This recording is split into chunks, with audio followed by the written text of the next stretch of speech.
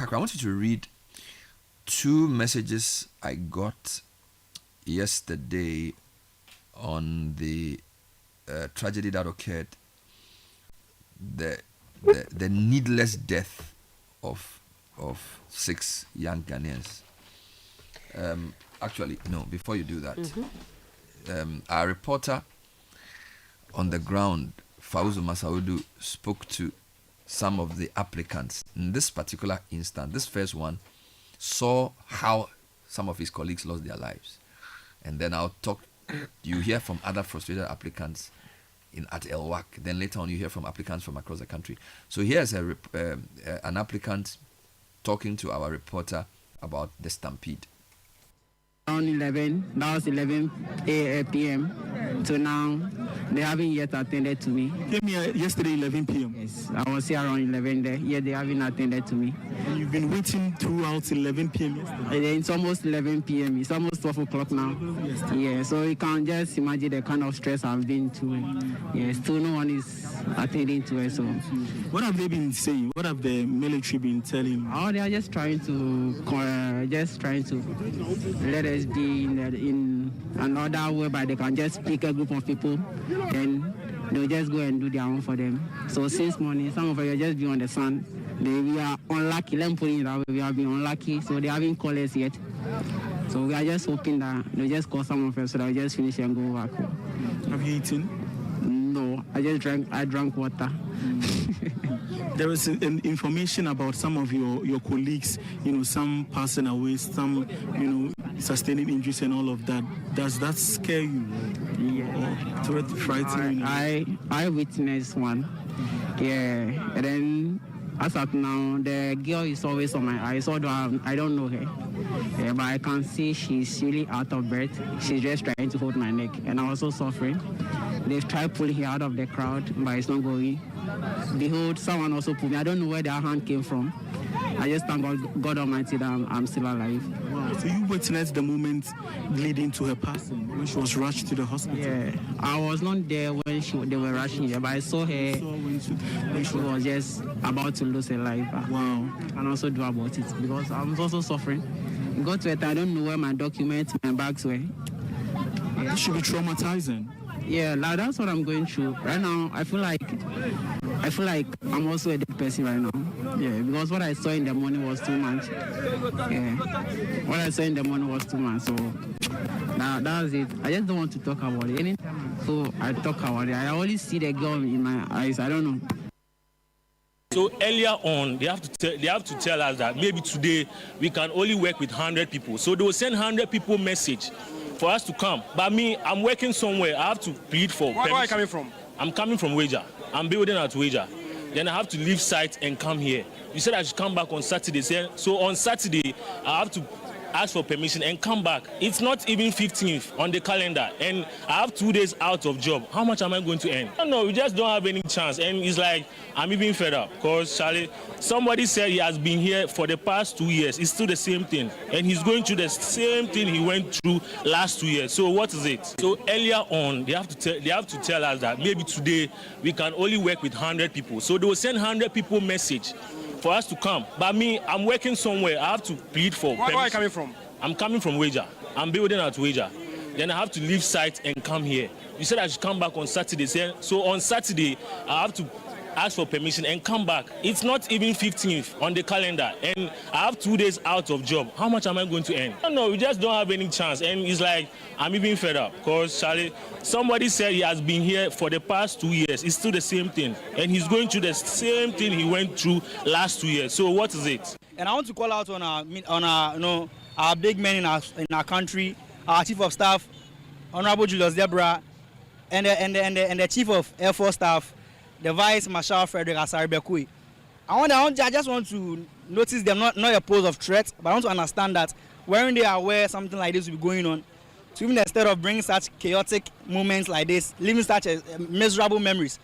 I just want to bring out something that within the Accra Metropolitan, I don't think El-Wak should have been the only sports stadium we should have visited. In Accra, we have the El-Wak Sports Stadium, the Accra Sports Stadium, the Tema Sports Stadium, and even now we have some mini stadiums in every society. So I think for a better way to solve this problem of this suspension and this whatever postponement, all is not necessary. They should just bring us something like, oh, with the army, they should check the quantity, the number of people coming for the army. Then, oh, army people should come to El-Wak. The Navy people should go to Tema Sports Stadium. Something like me, the Air Force should go to the Accra Sports Stadium. Something very simple like that. And I don't think we are going to experience this chaotic moments again. So there's all I want to tell. And I seriously want this video to get to our chief of staff, Julius Debra, Honorable. I want this video to get to, so that next time with things like this, I don't think recruitment should be done this way. They have been working for almost 4 to 5 years now. Since Ghana Force was established in 1959, working almost for about 66 years now. I don't think this exercise should have been something difficult, because every year you learn something. In everything you do, you gain experience. You learn something new. So they need to just every day bring out different implements. I think technology should be improved in our country very well. I don't this thing. Can I say we need them to come here? No. We can just be in the house and just it's. So those were some frustrated applicants, one from our original story, the other from a sister station, TV3. Let me now take you to the Savannah region, where a few of the applicants also spoke to our reporter, Gazari. Good morning. Yeah, please your name. My name is Adam Ubeida. From where? Ashama. All right. So, what time did you arrive here?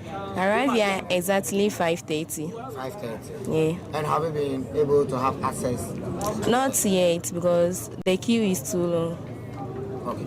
And which field and which category have you filed for? Infantry. Infantry. All right. How has been the process from the online to now the documentation and body selection? For the processing from the online, it wasn't easy. By God's grace, I was qualified for there. So we are about to continue the stages. I do hope everyone can get access to it today. Sure. Yeah, everyone can get it. I have the hope. Good morning. Yes. Please your name. My name is Inusa Hamza. From where? From Damango. Okay. So which of the categories have you applied for? I applied as a tradesman and as a transport and supply corps. So meaning I'll be going as a driver. All right. How do you see this year's process? Coming to look at the application stage, and now you are here for documentation and body selection. Well, the application, it was somehow tedious, but we were able to go through. But due to certain circumstances, the age limit has disqualified a lot. So, but by God's grace, we were able to go through. Looking at today's process, do you think it's something many can go through? And looking at the process, as some are inside, some are also still outside, with the time frame and the time range, can everyone be able to pass through? Yeah, somehow maybe they have started, but the queue is not somehow going. But by God's grace, everybody will get his or his own. And what time did you get here this morning? My name is Saka Haruna, and I got here around 4:30. 4:30. Yeah, a.m. Yeah, from Solar. Yeah. And from 4:30 a.m., you've not had access to the screening point. Yeah, but we are definitely getting there. Very soon we'll just get in. You'll get in. Yeah. How have been the process from the online to now the body and documentation selection? Actually, it's going well. You can see everybody is moving on. We are not facing challenges here, and we are actually happy. Yeah. You are not facing any challenge? Yeah. Yes. And is the process moving on smoothly? I think so. Yes. And which sector or which category have you applied for? That's the tradesman. Yeah. All right, so those are audios from the Savannah region. We'll bring you more later on. Kaka, I wanted you to read two of the comments we had gotten from really angry Ghanaians about what happened. By the way, those of you who don't know, yesterday we lost 6 Ghanaian young ladies who were crushed to death, essentially, in a stampede that happened at the El-Wak Sports Stadium, because about 20,000 young people had been invited to come for screening for recruitment into the armed forces, and they died around 6:20 a.m. That's when the stampede occurred. The armed forces sent out a statement explaining what happened. We actually broke the story about the death of the 6, and there were initial reports from our sources that the number was more, but the hospital pushed back and said there were only 6. But they also confirmed that there were 5 in ICU and another 12 in critical condition. The president had to go there to order the stop, is that the word? Suspension. The suspension of the process. And the whole thing leaves a very bitter taste in the mouth, right? And without necessarily prejudicing, let's hear what some of these guys are saying. So the first one says, my worry. I woke up deeply troubled by the events of yesterday that I couldn't help. And for the first time, I actually thought I should stop hiding and maybe even pay for an interview in the studios to speak and share the realities we may be playing or toying with. The problem is multi-layered, actually. One, while on the field doing sales activations, market women, shop owners, and many concerned mothers kept asking some of my young ladies, and all of them are graduates, why they were selling and not looking to go into security services. I was shocked by this feedback from my team, as they were only selling and nothing seemed to show that they lacked in what they were doing. We were actually paying them 150 Ghana cedis extra per day of activation to these people, and we're feeding them lunch as well. 2, yesterday, upon taking stock of my 32 people I brought from Accra, I realized one had actually left for the recruitment. I wondered what will make a young employed man in an agricultural company leave to go look for employment in security services. Could it be that he can't see that to be gainfully employed is better? 3, this leads to my third concern. Military or security services is a service one chooses to render to his or her nation, not to be seen as the primary source of livelihood. Money should be seen as the consequence of the service, not the primary reason. 4, this can only be the beginning, which is really concerning. Over 20 million of our 35 million population are under 25 years, just graduated or yet to graduate, and there are no opportunities for them. This should trouble us all. So I'll proceed to the second one, and it reads, Bernard, Charlie, as a concerned Ghanaian, I'm deeply disturbed by the needless deaths of the 6 young people during yesterday's military recruitment exercise at the El-Wak Sports Stadium. This was a preventable tragedy caused by negligence, poor planning, and a failure of leadership. The Ghana Armed Forces must take full responsibility. Why? Because they sold the recruitment forms. By selling these forms, the military knew or ought to have known exactly how many applicants were expected. That knowledge came with a duty to plan, to control the crowd, and to protect lives. They failed in that duty. This is not the first recruitment exercise the military has ever organized. Previous experiences show or should have guided their planning and crowd management. Then there was the decision to mix male and female applicants in one exercise at the same time, in the same venue. That was unsound and careless. Anyone familiar with large crowds yearning to be called or noticed would have known it was a recipe for confusion and danger. And when the sheer number of applicants became overwhelming, the military should have immediately suspended the exercise and reorganized it. Instead, they pressed on until lives were lost. What makes this worse is that the military high command waited for the president to intervene before suspending the exercise. That, frankly, is inexcusable. The armed forces didn't need a presidential directive to see the obvious danger unfolding before their eyes. Leadership means anticipating risk and acting swiftly. They failed that basic test of command. 6 lives are gone. They died not from indiscipline, but from institutional neglect.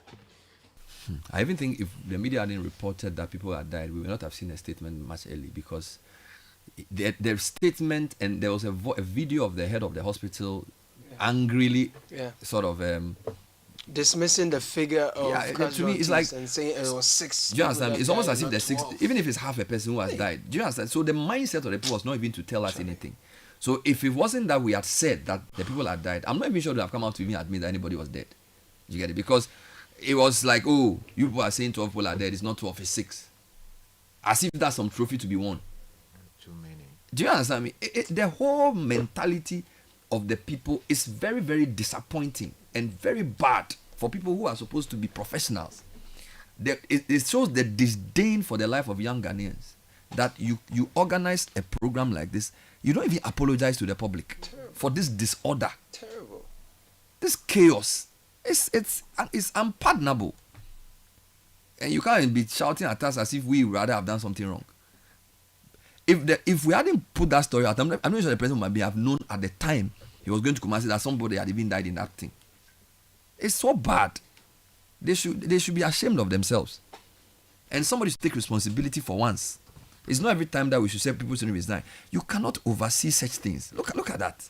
21,000 people. There's an audio I'll play for you.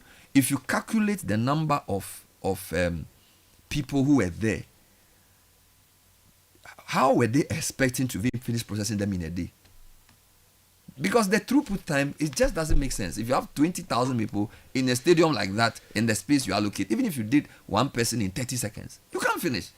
So clearly somebody didn't plan the thing properly. And it's back to the same helicopter thing. We are not precise. We like doing things half-heartedly. And it's costing us so many things. This incident is extremely unfortunate because we have come very, very far.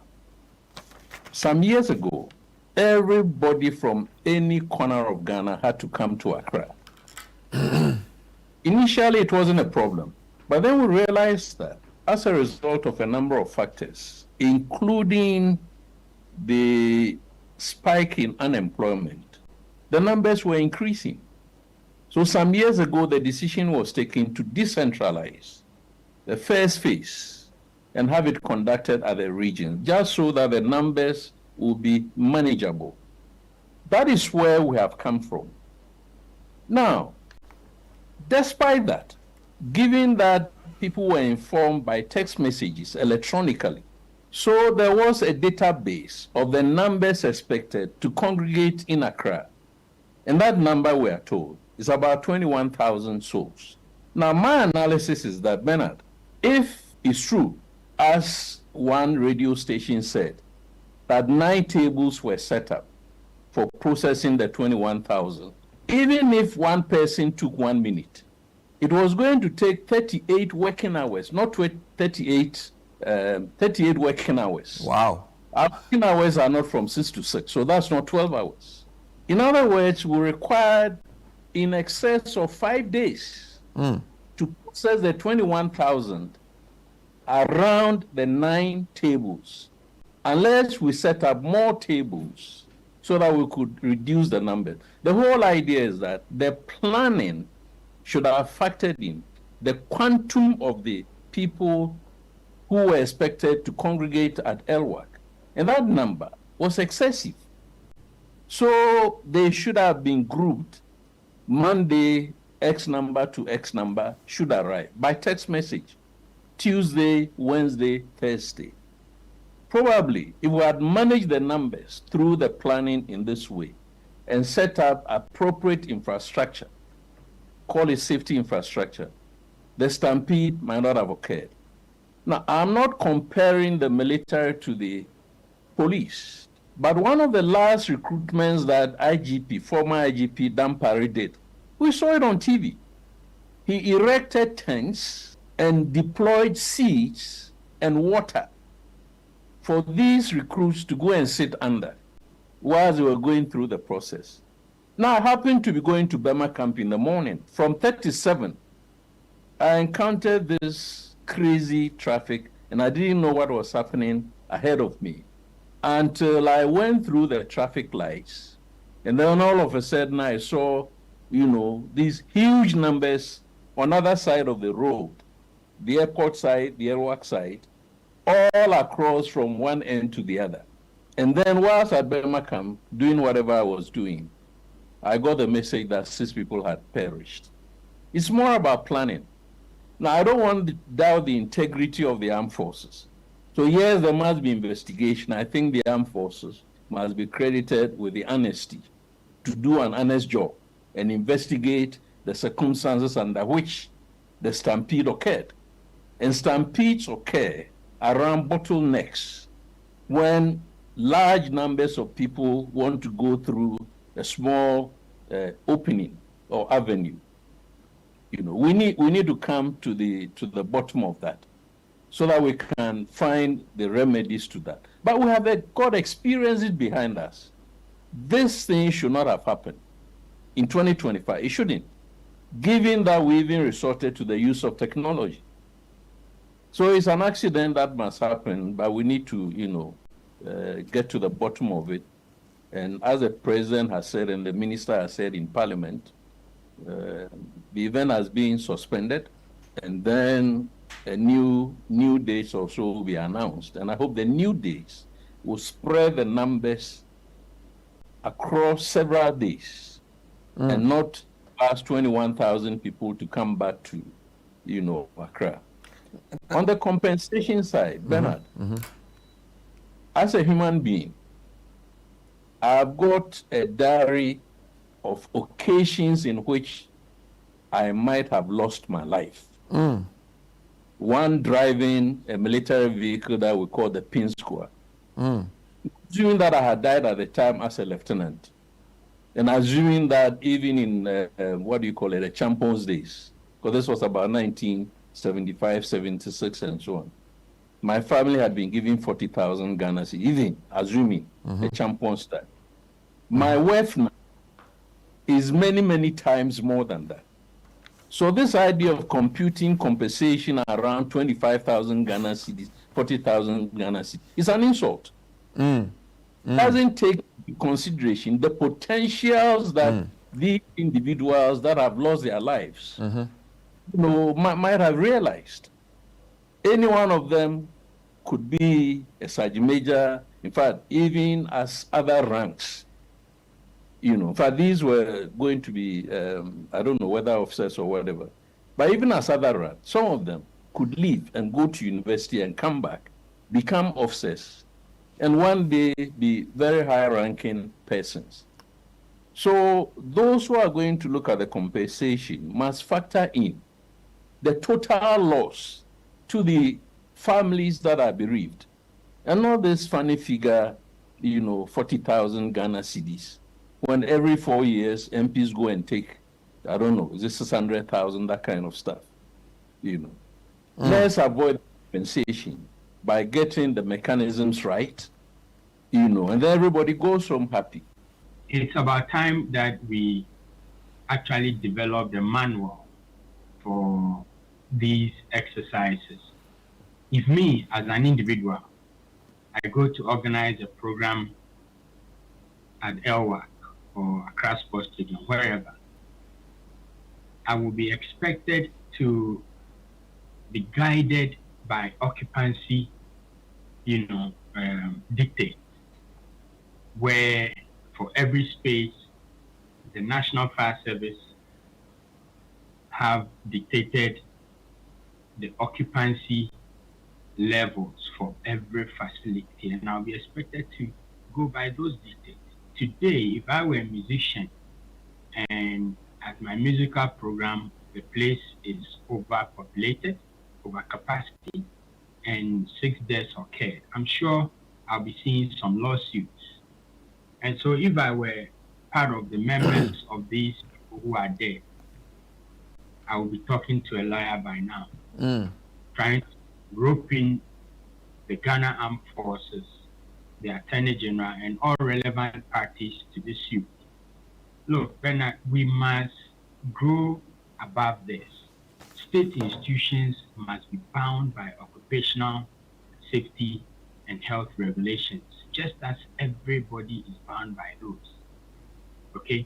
And two, I am also very, very disappointed that our military, and I probably, Colonel Festus may disagree with me on this, our military over time is losing its discipline, whether they have to go into a town to go and appease the death of one of their own with so many human rights infringements and nothing happened, whether being called to participate in public safety, civilian public safety issues, they act in excess, people die, people get maimed, people's livelihood are thrown off course for their entire lifetime, and nothing happens to anybody.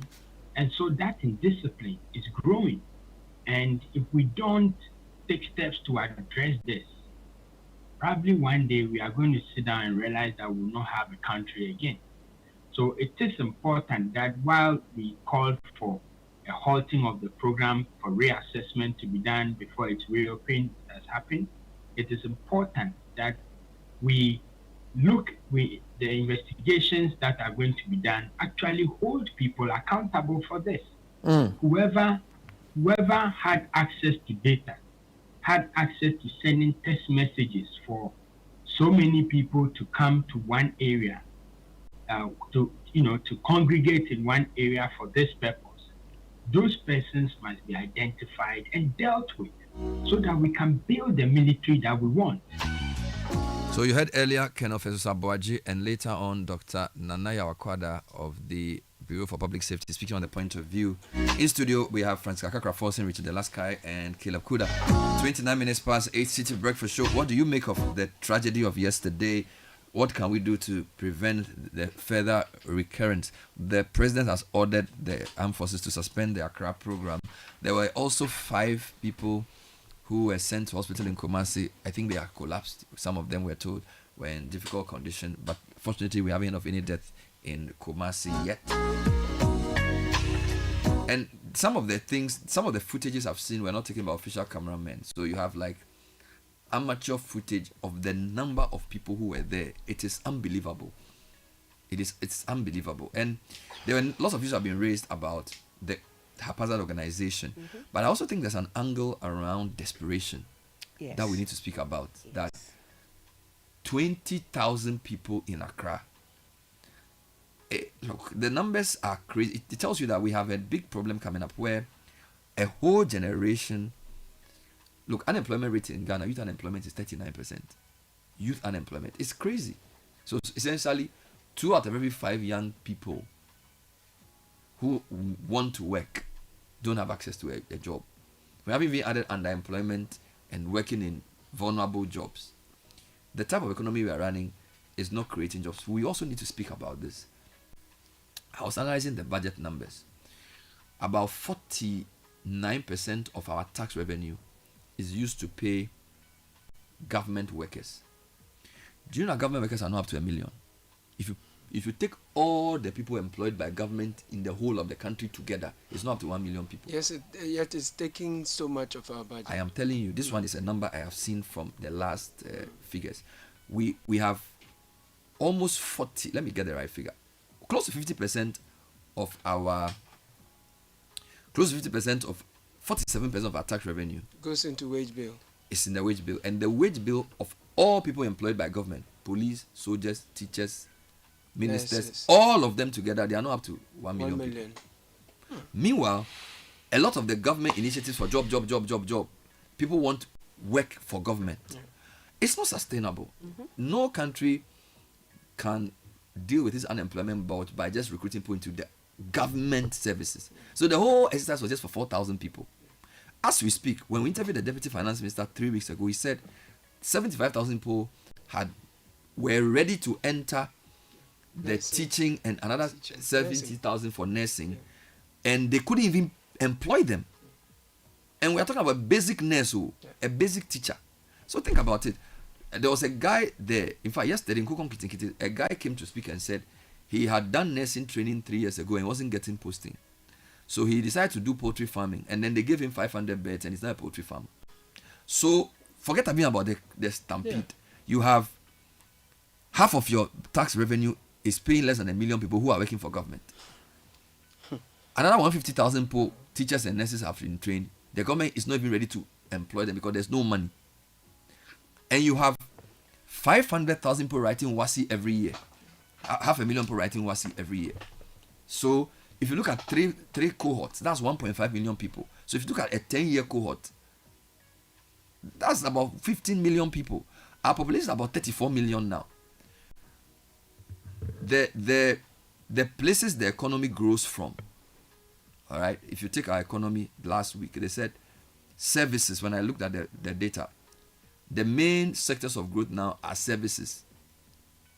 Industrialization or industry, which is supposed to be the largest employer of people, because if you build a factory, let's assume you build a factory can employ the most people, right? Because let me give you an example. You can have a company in a room like this and produce $1 million worth of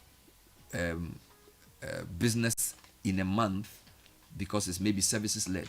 Maybe you are doing business project outsourcing, or you're doing some IT services. You can do it with 6 people. All right, it's not necessarily bad, but you see, if you have 15 million young people who need work, you are better off setting up a Kumfi factory where some come in the morning, or setting up CPC or GASM. Do you know what I'm saying? Or B5 plus. So even in the model for development, you don't want to just grow, because when we say we had oil, take the whole Talu, how many people do they employ? I'm not sure they have 200. Even if they're 100, all right, or the people GMPC, of course, they pack the government places. But if you look at the private oil companies and the big oil boom of 2011, 14% economic growth, I don't think the number of people employed in those oil companies were up to 1,000. You get it? So you have an overstaffed government which cannot absorb anybody more. Go to BOG, go to GMPC, go to Ghana Gas. Plenty of people are there. I'm not sure what they are doing, but they are all employed. Every young person wants to work for government because it's security. But I'm not sure they are productive. Meanwhile, you are going through an era of what is called deindustrialization. Right? Most of the industrial enclaves are closing down. Cost of power is too high. Cheap imports. Your economic policy imports things cheaply and people smuggle it into the country. You don't make anything. So you're importing everything from China. Textile companies in Tema, in Akosombo, they've all collapsed. The shoe factory in Kumasi, you are not allowing it to work. The cement companies that employ, you are importing cement all the way from China. Everything you need to do to employ people, you are undermining it, because importers have money and they want you to allow an import lobby. You are creating a nightmare. I listened to an Indonesian economic minister at the World Economic Program, and they asked him, why are you banning the raw export of tin? Are you not doing resource nationalism? He says, don't tell me. He says, I don't want to hear that crap. He says, and Indonesia is one of the largest countries in the world. He says, I have, 100 million people to feed. I will not export my tin raw. I will create a factory to add value to, so I can employ people. He says, don't tell me about resource nationalism. Because when you people had COVID vaccine, you only sent it to us 2 weeks before it expired, even though you had more than 3 times the vaccine you needed. So when I have tin, I can also ban the import and insist that it be processed in my country. That's the leader who's thinking about his hungry citizens. Now let's look at our response to say, what do we do with our resources? We still export it raw. And we say we want royalties. So all the arguments about royalties, all the argument is about the fiscal regime. Nobody's talking about structural economic transformation to employ people.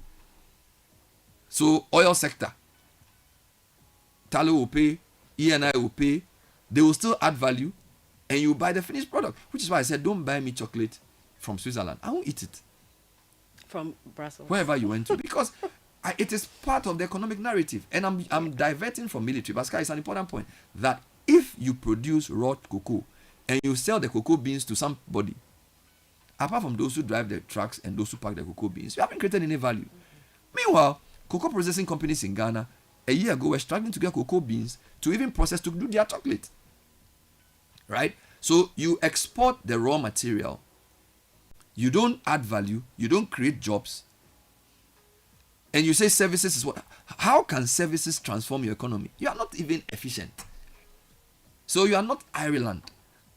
You are not London City, where you can say high value services attract blue chip companies in a way that brings revenue. You don't have the economies and the capabilities to be competitive in services. You have to industrialize. You have to do agro processing. You have to get people into entrepreneurship. But there's no opportunity. I know people who have sat home for 4 years. I know somebody who has finished nursing, who is doing basically washing for people, or like maid. Laundry. Nanny. When we are tertiary institution, imagine the brain drain. A person has done nursing and for 3 years she can't get a job. So what's she doing? She's doing nanny work. a whole nurse. Our hospitals need people, but government cannot employ. The economy is not growing. So maybe, Uncle Atu, this is a good opportunity for you before your budget. Sky said you probably should have postponed the budget. But in an interesting way, this tragedy gives you an opportunity to think about what you are going to present this afternoon. How transformative it is it beyond the political sloganeering? If we don't transform this economy, Sky, by the time you and I are 60 and we retire, that our vision that we'll go and sit in the voter region, put on a Igbetao, wake up in the morning, and just, it may not be realized. We have a vision that in 15 years we will leave this work and we'll go and it's not so long from now. We'll build a house in the region and we'll just admire nature and just not listen to the radio. That vision is under threat. Because our children and their children may not be happy. They may even blame us. Because the kind of training we are giving our young people is still emphasizing white-collar jobs, which are not in existence. Meanwhile, your construction sector, the making things economy, plumbing, carpentry, shoemaking, sewing, catering, vocational and technical skills, these people are needed. A well-trained plumber can never be unemployed. If you train a plumber well, Sky, how much money does he need? You have been trained in that area. You know what I'm saying? Yet we have 500,000 people writing WASI. We still haven't emphasized vocational education. All of us are doing pre-sec at Chimota Holy Child. We all go and learn for 3 years in a secondary school. Humanities. We all go and read literature, English. We all want to work in a bank. It's not sustainable. It's not. Look at the guy who was talking. 20,000 people. He's speaking good English. Where is the vocational plan? You know, it's a multifaceted problem that requires a lot of deep thinking. And I really plead with our parliamentarians in the debate today on the budget. Let's stop those things. In our time, we grew by 6, you grew by 7. We are better. No, stop it. The need for Ghana is structural transformation. Whatever foundation is being laid now will only be beneficial if we can add an economic transformation plan. Agro-processing, gari factories, cassava starch, ethanol, econfi juice, sugar commander. These are the things we need to do to give our young people an opportunity. They don't need to come to Accra and come and hustle to enter the army. Yes, it's good to work in the army. 20,000, they can't put 20,000 people in the army immediately. They can't do that. Even if they stretch it, 5,000 is a lot of people. So please, there's also the economic dimension to this issue. In addition to the military needing a better way to do this thing we have tried to do. Let's take a few comments and read some messages, gentlemen and ladies. For me, when I saw the pictures on the television, what screamed at me was the desperation. The desperation of young people between 15 to 35, 18 to 35, desperate for jobs. They went to the El-Wak Sports Stadium looking for hope, and in the end, that was dashed. Some of them have lost their lives, others are injured. I think that what you've just described, or the commentary you just did, Bernard, is our continuous, I don't know how to call it, paradox that we exist in as a country. And the more you think about it, the more you talk about it, the more fatigued you get. I dare ask if we shouldn't interrogate and renew the social contract that exists between the people and the governors. People continue to work and pay taxes, but the problems persist. This will not be the first time. We're just coming out of a situation where HZ9 helicopter, we're told, had basic security features carrying high-ranking government officials. It appears that the people in place to solve our problems, either they find the task too daunting or they are not interested, but the problems continue to recur, sometimes in the same way. And all we hear is respectfully, cheap political talk. Yeah. That doesn't transform anybody's life. That doesn't change the situation in the country. That doesn't reset Ghana. You talked about doing business in Ghana. Charlie?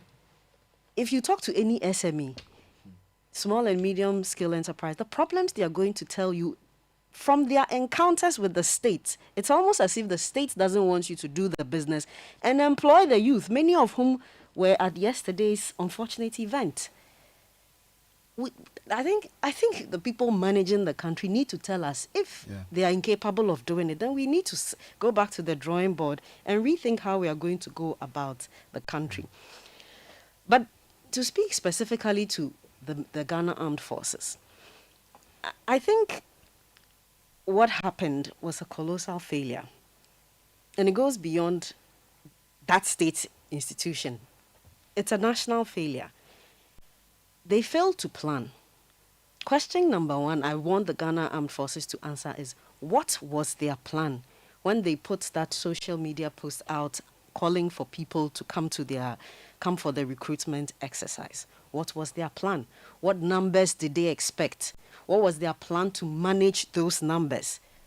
Yeah. How were they going to supervise the entire process? What was the leadership in terms of the structures they had in place? We don't know that yet.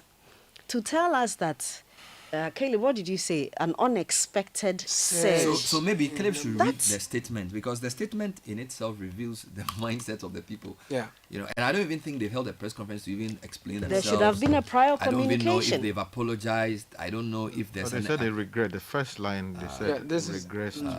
Okay. My point is that this is not an unexpected disaster. Yeah. You put a communication out there for people to come for your recruitment exercise. Exactly. If you had a plan, what was your goal? What objectives did you mind? How many people did you expect to be there? And then how did you plan to manage your resources to organize the people who are coming? We don't know that. It's not as if you said, "We'll be our person Ami Bra." You sold forms to them. Exactly. So you cannot say it's that not like we just said, like we have a Black Stars match. Who's going to come? We didn't know 1 million people will come. This one, you knew who was coming. You sold out forms. So you cannot in your statement say an unexpected surge. I'm saying that if you had a plan and you sold out forms, you will have an expectation, a reasonable. In any case, this is military. You will have a reasonable expectation of the numbers that were coming and how to manage those numbers. So you failed to plan. And if you fail to plan, you plan to fail. And that's why we are seeing what it's a maxim they teach in the army. I think it's for me, it's scandalous. I mean, they are the purveyors of planning. Army people, at least a little I know, when you read books about when you read Amwabin's book, group of people, they don't leave any stone unturned. So I feel like the inquiry should not even be done by them alone. Clearly, somebody has failed them. And if somebody won't take responsibility, then it's unfortunate. Because you cannot tell me that this is something you don't know what's going to happen. 21,000 people coming to a stadium. How many stadiums are in Ghana, in Accra? Somebody even suggested, won't you let the people go into the Air Force, go to one place? You get it? You can't even do those things. So you stagger it, how people are going to move. None of that was done. It's a whole general, lackadaisical, lower standards, no accountability type of cheap. You know, in Ghana right now, we are very surface. So we are not thorough anymore. And it's affecting everything. Unfortunately, it's probably affected the army too. You know, because maybe it's part of the whole loss of quality in Ghanaian public life, which is now manifesting itself in poor recruitment process. But do you see how this has a rippling impact on other things? So unemployment is no justification for crime. Of course not. I want to make that earlier disclaimer. Very important. But the main thing we are all fighting now is the ecological suicide we are seeing in terms of mining and illegal mining. Yes, right? So if I've been home for 10 years, I've been trying to find recruitment. Don't forget, 4 years ago in Bantama, some of the youth told me that they tried to get recruitment and they have to know an MP. You must be on an MP's protocol list. Otherwise, no chance. Or someone is asking for 20,000, 30,000. And the argument was that, I don't have money, but I want to serve the nation. I want to put my talents and ability at the service of the... If I have 20,000, I probably will be doing something else. Now, in the face of all that, and then you have foreigners mining and taking our gold away. and you see the politicians coming to the neighborhood. You saw them before they went into politics. You see their life after, and you see how the resources that we all could be enjoying, a few people are enjoying that. It is difficult then for you to convince these people that they should not risk their lives. And by the way, and do galamsey or whatever. By the way, if you watch the videos of those who are doing the galamsey, it's a very risky thing. If it weren't rewarding, they wouldn't put themselves into that. Young people. Exactly. If we found more dignified jobs for our young people, or we made it easier for them to create more dignified jobs, I don't think many will risk their lives the way in which they are doing, to the extent that they are willing to risk their lives to fight army people who have been set up by the state to go and deal with them. So yesterday, it goes beyond the lackadaisical nonchalance or poor planning of the military. It spills into a psyche that will worry the fight against illegal mining. Because if me, after school, 7 years, I don't have job to do, and in my village some miners are there and they call me, my friends come in like, let's go and do galamsey, and you tell me on radio or TV that we are fighting illegal mining, I'm trying military, it's not working. I've been to teacher training, they are not employing me. I've been to nursing training, they are not employing me. And for some other reason, private sector too, it's not growing as well. There is a real problem, and so those who are managing the economy must think very deeply about the optics of this and how it will go to impact us in the very long run. One thing I'm just happy about, unfortunate as this situation is that if we're looking for a very profound story of the desperation of the young people, this is it. And these are the same people who are following the politicians on motorbikes during the campaign season, who are doing the Yazua Yaza and the Kukurudueshi. They have expectations of jobs. Every day, our politicians are saying, okay, some of them. Let me agree. Every day they are saying, oh, we've secured jobs for these people, we've done this. This is the real test of the job you have created. Someone told us previously that we've created 2 million jobs. Out of those, how many of them are here? The whole public sector has less than 1 million people. Look at that. And Scarlett, I think the point you make about the expectations of the youth for jobs in government, you know, I always say that the political system you run has a bearing on the economic model you are able to do. If your political system rewards short-term thinking and sloganeering and populism, you're not going to create economic transformation with that, right? So you need to, I think when you get into government, you need to get into state mode to say, we're going to do what is important for our people to have a better life.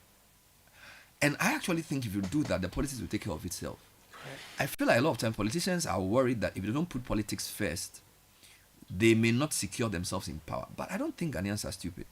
If you get power and you give people opportunity, people can start their own small poultry farm. If you do it well, if you get people to start their own plumbing, shoemaking, dressmaking initiative, and they know they have some income, they'll know. People can tell if their life is better or not. So I want to urge our political class not to think that seeking first the political kingdom in the sense of putting politics ahead of everything is the best way to go. Correct. Yesterday, when we were launching the Kokitikiti, I had a few people come to talk. I really hope that the way they are selecting these people who are beneficiaries is meritocratic or basically whatever. And also that they are being given the necessary skills to manage the poultry, the day-old chicks. Number two, if they start this poultry thing, we have to deal with the issue of cheap imports and smuggling, because there's always the demand side and the supply side.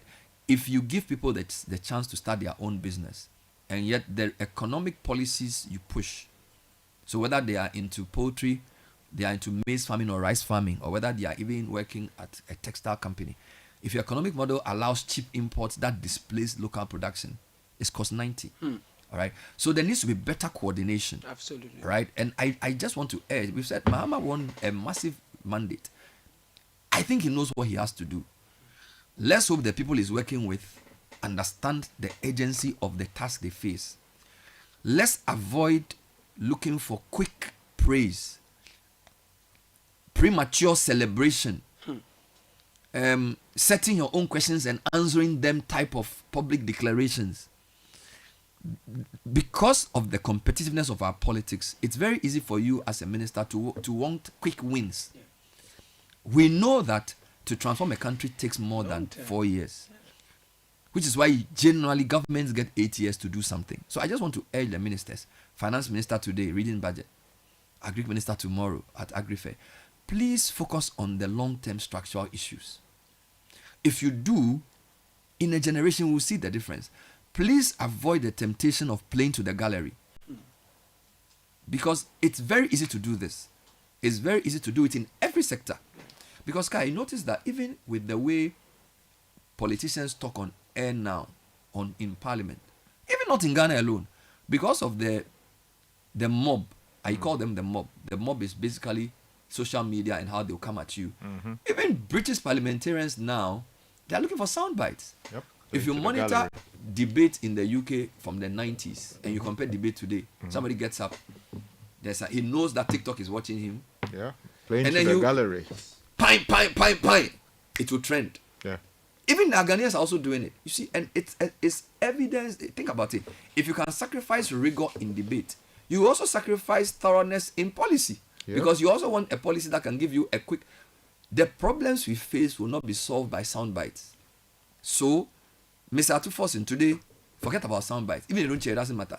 It's a very somber day. Go in there and give us a plan that tells us you understand the long-term issues. Yeah. Number 2, Trade Minister, Agric Minister, Roads Minister, Transport Minister, follow suit. Let's avoid populist programs and projects. Let's think of long-term structural things that will give our people a chance to survive. I beg of you. Sound bites will come and go. Problems remain. You don't get better by doing something 100 times. Somebody said the army has been in existence for over 60 years. Or 60 years. You don't get better by just repeating something. You get better by learning from your mistakes. Right. So doing the same thing 50 times doesn't necessarily make you you can be experienced, but you can be an experienced failure. Yeah, but the other thing, I know Sky will come in, but you saw the mistrust that the young people had in the institution. That even though you got the understanding that the military had tried to put in some system that, okay, guys, go home, tomorrow we'll take care of the rest. But they couldn't believe or trust that if they went home and they come back, someone else wouldn't take their place or something. We are trying to digitize, and the society that's digitizing will not work if the people don't trust that I don't need to know anyone for my document to be treated with the seriousness or dispatch that it deserves. For 21,000 people, clearly not everyone will get a chance to serve in the army or any of the services. But honestly, the mistrust in the system is a lot. And I think that those who have opportunity to lead various state institutions must work on that public perception. Let me give you the last word to Sky, and then Kakra, you read some comments for us. I know a lot of people are wanting to have a bite. I know we've broadened the discussion beyond, but Sky, you can stay with yesterday. I mean, I have broadened it to the economy because it's budget today, and you made a point about the Minister for Defense acting. I think that there's an economic dimension which I've discussed, but I also feel there's a law and order, public safety, respect for citizens, accountability, leadership dimension that if you want to emphasize, I think that's exactly the area that I'll go. And just to quickly piggyback on what you had said about what the minister should do as he's going in there. Yeah. That's why I said, these things take time. You can't make a policy decision between yesterday and today and go and read that to Parliament as to how to concisely deal with the problem that we face in the area of economic development and unemployment and all of that. That is why. But he knows so. They know. I understand. But you see, what did they say is at least take 1 week to reflect on what happened. This information I gave you about 47% of tax revenue going into public sector pay. Yeah. It was the finance ministry that I found that information. Exactly. So they know. So they know, what you have written may have been thrown out of gear by what happened yesterday. So what you do is to recalibrate it, and it will take some time to actually do that. But getting back to where I stand on this particular matter, first of all, by close of day today, people should be fired, or they should be resigning. We should not wait, or they should actually be interdicted. We should not wait for, let's finish the investigations first. Because, Bernard, nobody in this day and age brings 20,000 people, youth together in one small stadium. This stadium. Decrepit stadium that the Ghanaian Times warned us about last week. Yeah. And I raised the issue here. Yeah. And as we speak, people are lining up to secure that stadium for events in December. To celebrate Christmas. Serious. Now, if the military, I mean, apart from finest. going out of the country to serve in peacekeeping operations, or we deploying them to deal with internal problems, or going out there to fix roads and some other areas, what else do our men and women in uniform do? So let me talk about the stadium. The stadium is in a horrifying state. We have the 46 or 47 engineers regiment, whose expertise. Is it 48 or something? 48, one of 40 something. It's 40 something. I don't know. they are engineers. Now, if you have such a regiment which sits at the military camps, whose job it is to fix problems for this country, and who can fix their own problems, how come the El-Wak Stadium is in the shape and form that it is in? How come we are not putting the hands of these men and women to good use as to ensure that that facility is always in pristine condition? Somehow, it did not occur to the schedule officer or the people responsible, or that it occurred to them, but they did not take steps to deal with it. Or maybe there was no money. But the military received funding every single year from the national budget. So there can be no excuse as to the state in which the facility is in. That's the first point. So to even, after looking at the state of the facility, mobilize people to go there in the first place is a dereliction of duty that must be answered. Because there's a concept in law known as what? Occupier's liability. The state in which your house is may well pose danger to someone visiting there. And if someone comes there and there's a relationship or causation factor between the state of your facility and how the person got hurt, you have questions to answer, because there is an obligation imposed on you by law to ensure that people coming into your space are safe. Now, beyond that, and I believe that maybe the family people should be asking these questions. Beyond that, look, we live in a day and age where modern tools are facilitating processes seamlessly. Artificial intelligence is there. We have CCTV cameras across the whole of Accra. So you cannot have a military that has an intelligence unit issue a statement and says that, oh, there was an unexpected surge. Jesus Christ. When you walk across 37 towards the military camp, the El-Wak Stadium, you use the Ghana International School, the airport stretch, the one that goes to airport. All of those spaces have CCTV cameras. Yeah. Now, an institution that is properly calibrated, that is using its, its competencies properly. Let me use that deployment, right? Should be able to speak to the other agencies of state that have access to this facility. Now, with that, there's something known as computer vision. You are able to estimate that, oh, there are so many people using this stretch. Computer can tell you that you are expecting so much people within so much time. And it will help you properly plan for the set. You don't sit down for there to be a disaster and issue a statement when we have military intelligence and say that, oh, there was an unexpected surge. That is dereliction of duty. Culpability sits there, and the person in charge has got to answer. Now, again, third one. We have AI systems that can even help you determine how many people over a certain period of time can be processed efficiently. Just a calculator. That is also there. That's why it's just a simple of throughput. This is basic operations. This is why I don't need AI. You see, there are very efficient ways of doing things now. How many tables you need, and how much time an applicant or a recruit can spend at a table.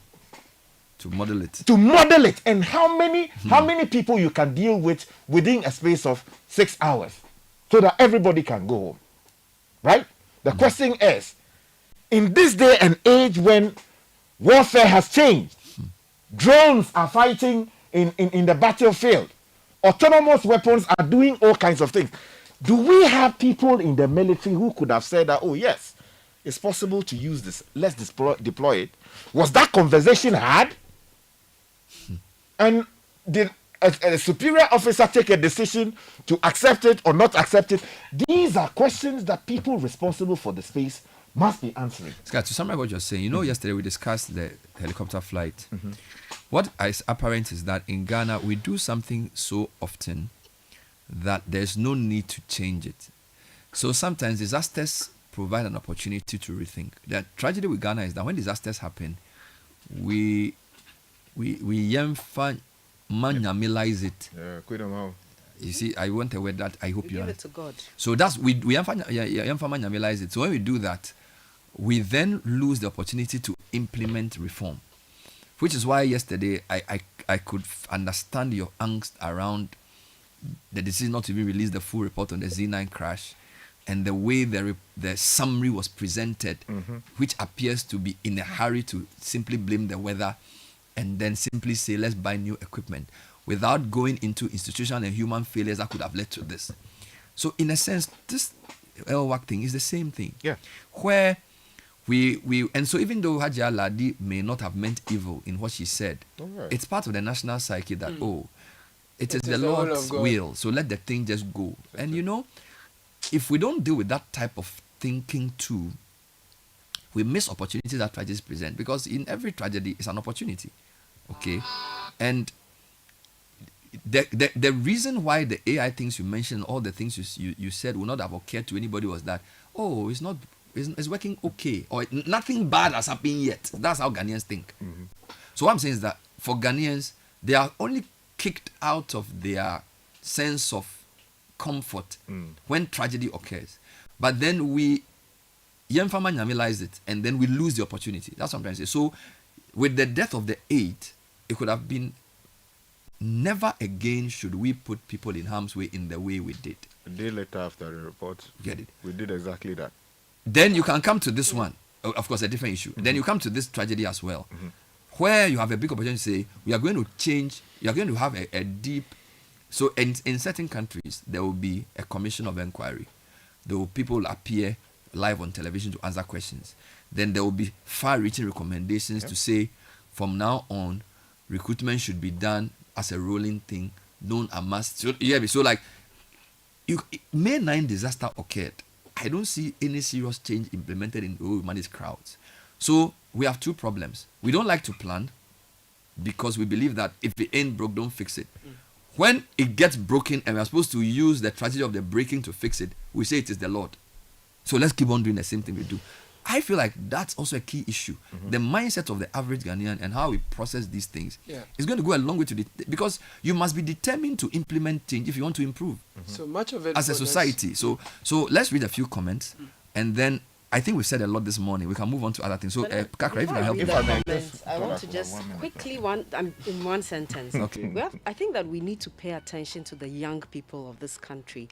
Oftentimes, I feel that there's a lot of disdain in how we treat them, that they are not adults, they are young, etc. And the moral decadence that is happening in Ghana is affecting them too.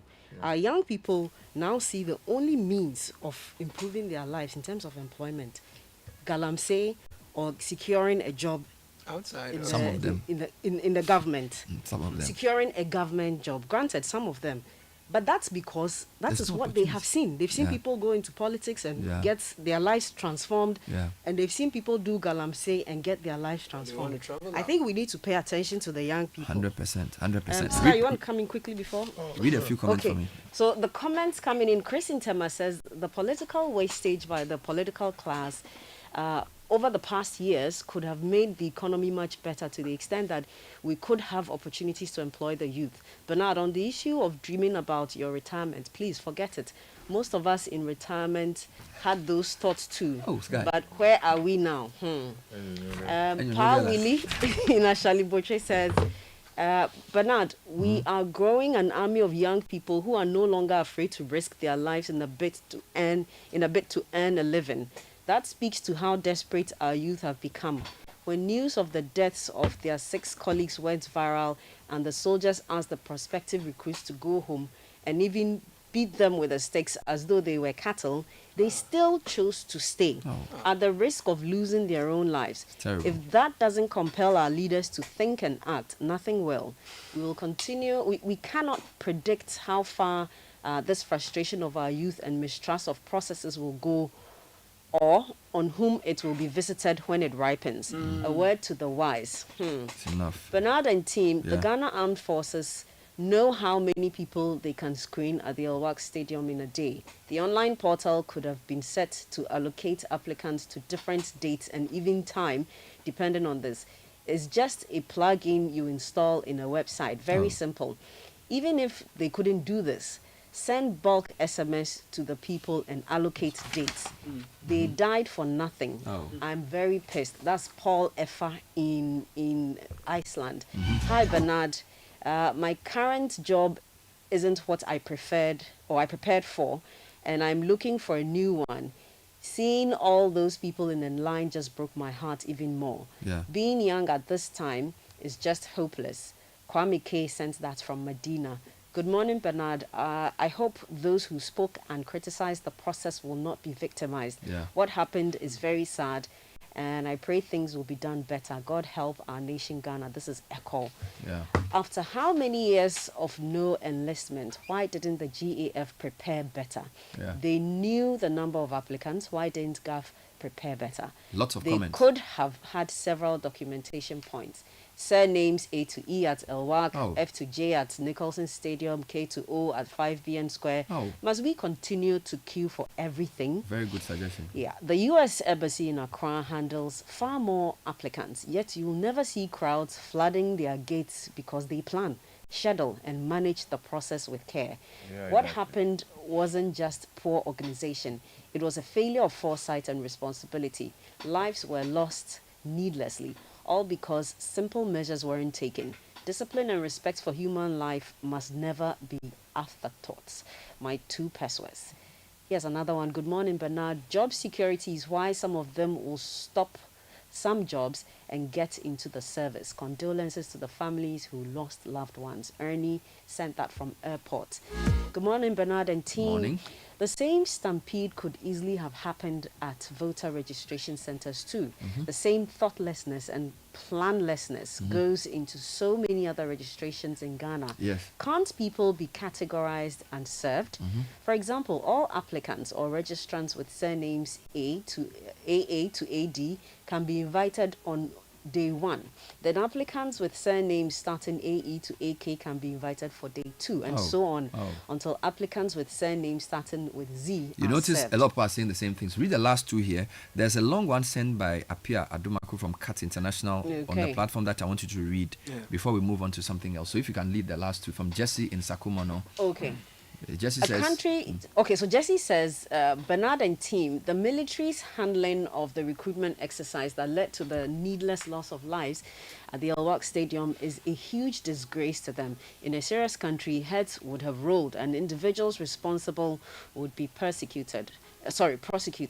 Bernard, trust me, nothing will come out of this so-called investigation. It's today the first time Ghana Army has instituted investigations into an incident. The last one says, good morning, team. I feel like we are a society that doesn't learn. I remember my time just yesterday. I applied in 2017 at Koforidua Stadium. It got to a time my hair became brittle because rain will beat you and the sun will dry you, all the while standing. All right, there's a long one from Apia. Maybe I should read it quickly. Bernard and team, good morning. I've been following the discussion closely. What happened yesterday reflects a deeper national problem, a serious neglect of emergency planning and response. In this country, we often leave everything to God and hope things will go well, even when there's no plan. From churches and funerals to conference, schools and job recruitment, large numbers of people continue to gather in poorly designed venues without proper safety measures or emergency exits. Many halls and auditoriums have only one entry and exit point, turning them into potential death traps during emergencies. The confusion we saw during this year's senior high school reporting exercise, where parents and students queued for more than 12 hours to complete registration, shows the same lack of planning and respect for people's time and safety.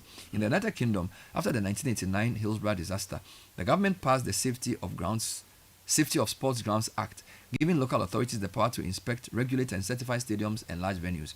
Event organizers must obtain a safety certificate, provide multiple emergency exits, and conduct regular inspections and evacuation drills. In India, the National Disaster Management Authority requires organizers of large gatherings to submit venue safety plans showing maximum capacity, exit routes, and on-site medical facilities, all of which must be approved before the event.